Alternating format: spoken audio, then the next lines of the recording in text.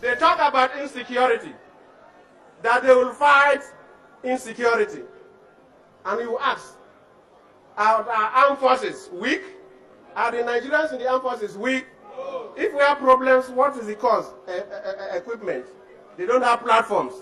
And somebody who wakes up and tells young people of 23 years old that he wants to fight insecurity, ask him, when he was the head of government, did he buy one rifle for a Nigerian soldier? I'll give you some instances.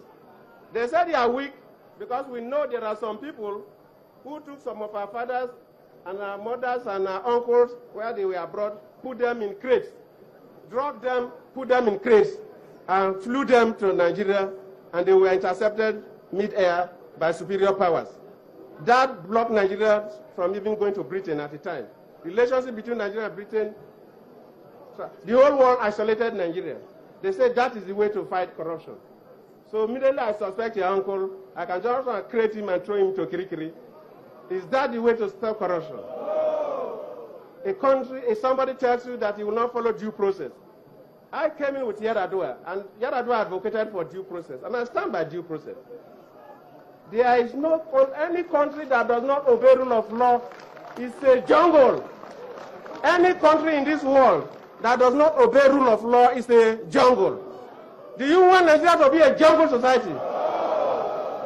Immediately I suspect you that you have done something wrong. I just ask police army, catch you and throw you into jail. Is that the country you want?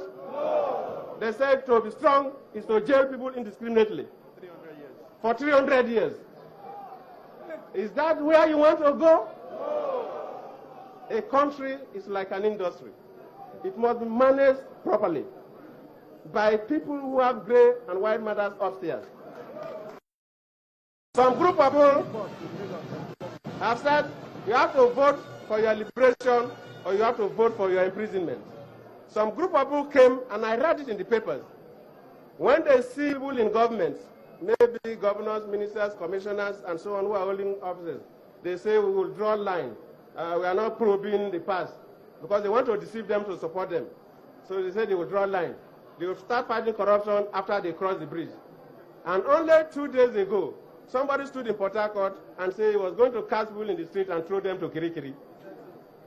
The same mount, said something from the right, from the left, and from the right.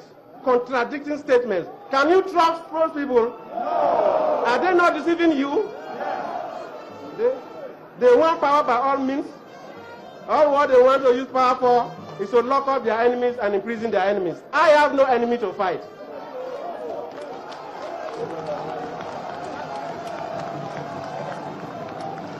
I have no enemy to fight. Somebody wakes up and he thinks that he can jail all his enemies, and he says that's why he wants power. You will ask some of those people who are deceiving you now. They have hired some people from outside this country to go and to the social media, tell all kinds of lies, offering bids and promising you. Ask them, when they were in power, did they build nursery school for anybody? Ask them. Ask them. I say, go and ask them. If they did not build nursery school for anybody, what did they use our money for? They build prisons. They build prisons for you. I build universities for you. I'll build universities for you